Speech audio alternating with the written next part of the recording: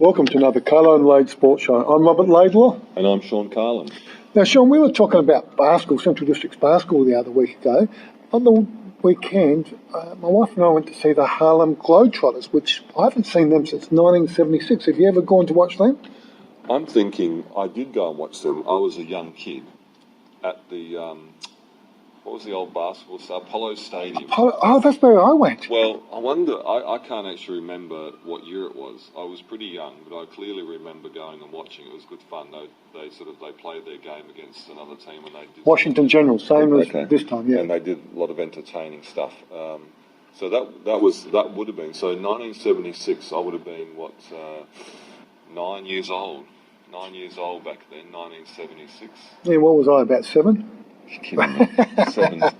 You would have been, 17? Now, how old would you have been? Oh, I would have been about 16, 17. Yeah, something like that. But they were entertaining. They certainly is an entertaining brand of basketball, isn't it? It is. It's funny because when you go there with high expectations, obviously, there's a lot of buzz. There was a big crowd sort of waiting to get in. The stadium was reasonably full. There's a lot of comedy sort of involved with it, and there's a game against, like I said, the Washington Generals, who are the bad guys, obviously. And some of the entertainment is what you pay the tickets for, what you're paying to see. It was just absolutely sensational in regards to the entertainment value. It's just non-stop entertainment. They have so many things to entertain you that really you should video it so you can watch it to laugh at the bits you miss. And so do they have, I'm trying to think back to, I remember a whole range of different named players. Do they have the same sort of players, like the same names, or is it just a whole different crew now, different group of players, I imagine? Well, they're all different, but one guy I remember back from the 70s was Sweet Lou Dunbar. Now, he's a very well-known name around the traps, and he was there, obviously not playing, but he was on the sidelines. I think he might have even been the coach. But there's a guy called Big Easy, who's a real tall guy. He's about 6'9" plus. And I remember watching him on The Amazing Race on TV, where a couple of the Harlem Globetrotters competed, I think, last year or the year before. So I remember looking up Harlem Globetrotters after watching that show, and I saw that they were coming to Adelaide, and that's how I managed to plan to go to the game. Must be a great lifestyle, though. I guess if you're travelling the world, still, it's obviously, it's got to be scripted, isn't it? It's not. It's obviously designed. They have to win. As you say, the Washington Generals have to lose, and they make a bit of fun of them on the way, I guess. Well, they've been going something like 90 odd years, and they reckon that the Harlem Globetrotters have not lost in 47 years. But it is a bit of a put up when they do that, where they go around the key and they pass and they pass and they pass. Well, surely the Washington Senators Washington guys could put their hand up and stop the ball somewhere, but they don't. So it is a bit of show. I remember one thing that just came back to me when you were talking about that. I remember watching the game when I was a young kid, and the guy was dribbling backwards and forwards across the court, and all of them were moving, and the defence were all moving with them and chasing them, and then the guys just put the ball on the floor and kept running, and they kept chasing him, of course, and there's the ball, and you go, okay, it's a bit of a comedy show. Yeah, no, it is, and there was some acrobatic basketball as well. There's one guy called the Spider, and he climbed right up on the top of the rink, wow. And that was quite stunning. And then his dismount, he gets down, and then he does backflips along the court, and that was quite good. I enjoyed that. I wasn't expecting that. There was another couple. There was some ladies involved as well. There's a few women are playing for the Harlem Globetrotters now. And there was one called Ace and another called TNT.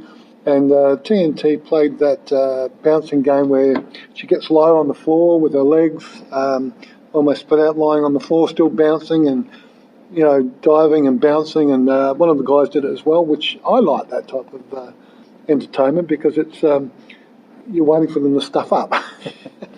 Well, all that stuff now, there's a lot of it, isn't it? Because I guess with YouTube and internet and all the different social media, all those different skills are shown in soccer and basketball, all sorts of sports now. So it is entertaining, and when they've got those real great ball handling skills. And I imagine there was plenty of dunks as well, plenty of aerial stuff.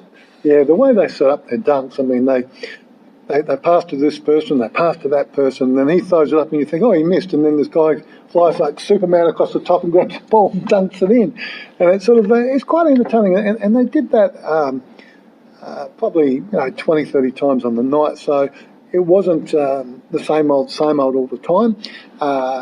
They played up and back to sort of draw the opposition sort of away from the key, so then the shorter players could go in. There was a guy called Too Tall who was about 5 foot nothing, and he actually started the game as centre, but of course he Didn't win the jump ball? No, well, or did he climb up on someone's back? Well, no, there was a bit of a play, although there was a play where players jumped on top of each other's back, and they incorporate a couple of mascots that get out there and do these fun type things, and they chase each other around with a bucket of water. And the big one, which obviously you always expect because you've seen it before, when they got the big bucket of water and they threw it into the crowd, it was just all the paper mache. All the paper mache, yeah. Paper oil, yeah. So yeah, it was predictable to a certain extent, but it was good music, and they did one scene where they went backwards, and they did it all in slow motion forward, and when they did it slow motion, you could see the Harlem Globetrotters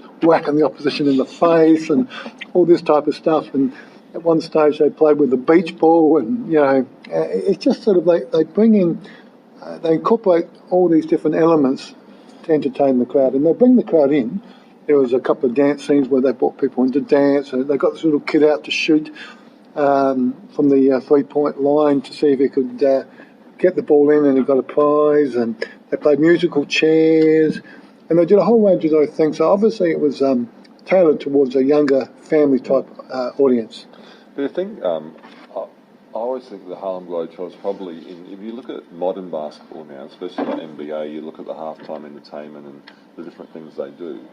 In many ways, probably the Harlem Globetrotters were the forerunners of that. Yes. Because I mean, they basketball can be a very entertaining sport, and they really did all the stuff that people love, all the highlight reels. But now, and that's the other thing I was thinking while you were talking, whether I mean, you'd think that over time they might become no longer relevant, but they still are, because all the highlight stuff that they can do because it's set up now happens regularly in the game anyway. The ball handling, the dunking, the alley-oops, all those type of things that we never saw a lot of maybe back in when we saw them back in the 70s.